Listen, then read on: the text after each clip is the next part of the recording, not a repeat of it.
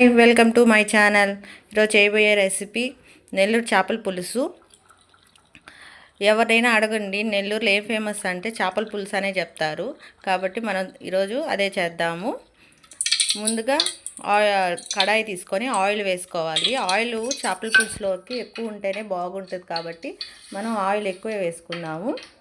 కొంచెం ఆవాలు, కొంచెం జీలకర్ర, కొంచెం మెంతులు వేసుకొని బాగా మనం ఫ్రై చేసుకుందాము. అవి ఫ్రై అయ్యాక 2 మీడియం సైజు ఆనియన్స్ సన్నగా కట్ చేసుకొని వేసుకోవాలి. అది బాగా కలుపుకోవాలి. కలుపుకున్న తర్వాత కొంచెం కరివేపాకు వేసుకుందాము. కరివేపాకు వేసుకున్న తర్వాత కూడా మనం వాటిని బాగా కలుపుకోవాలి. తర్వాత 2 మీడియం సైజు టమోటాను తీసుకొని వేసుకోవాలి. వాటిని కూడా మొత్తం కలుపుకోవాలి. అది టమోటా బాగా మగ్గాలి కాబట్టి కొంచెం సాల్ట్ వేసుకుందాం. తర్వాత కూడా కొంచెం సాల్ట్ పడుద్ది కాబట్టి ఫస్ట్ 1 స్పూన్ సాల్ట్ వేసుకుందాం. టమోటా మగ్గుద్ది కాబట్టి తర్వాత అంతా కలుపుకోవాలి. చూడండి, టమోటా బాగా మగ్గింది కాబట్టి తర్వాత మనం 1 స్పూన్ పసుపు వేసుకుందాము. పసుపు వేసుకున్న తర్వాత మన పులుసు తగ్గట్టు కారం వేసుకోవాలి. కొంతమంది కారం ఎక్కువ తింటారు, కొంతమంది తక్కువ తింటారు. కాబట్టి చేపల పులుసులో కొంచెం కారం ఎక్కువే ఉంటేనే బాగుంటుంది కాబట్టి మనం కారం ఎక్కువ వేసుకున్నాము. వాటిని కలుపుకున్నాము. ఆల్రెడీ తర్వాత మనం బాగా కలుపుకోవాలి.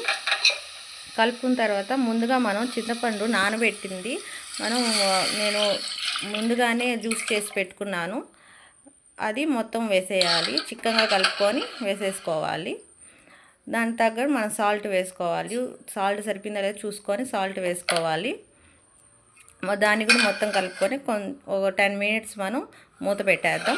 చూడండి, అట్టా ఉడికినప్పుడు బాగా చిక్కబడుతుంది. చిక్కబడినప్పుడు నేను ముందుగానే చేపల్లో ఉప్పు, కారం, పసుపు వేసి నేను మ్యాగ్నేట్ చేసి పెట్టున్నాను. అది మనం పులుసులో వేసేసుకుందాము. చాలా బాగుంటుంది. మొత్తం అన్ని చేపలు వేసేసుకుందాం.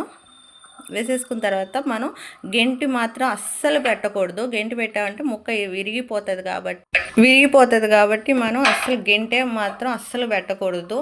ఇటే తిప్పుకోవాలి. 2 వైపులు ఇటు తిప్పుకోవాలి. తిప్పుకుంటే మొత్తం ముక్కల పులుసు బాగా ఎక్కుద్ది. తర్వాత మనం మామిడికాయని వేసుకోవాలి. సన్నగా కట్ చేసుకొని వేసుకోవాలి. ఒక 5 మినిట్స్ మనం మూత పెట్టుకుందాము. మూత పెట్టుకున్న తర్వాత తీసిన తర్వాత చూడండి ఎంత కలర్ఫుల్గా ఎంత బాగుందో.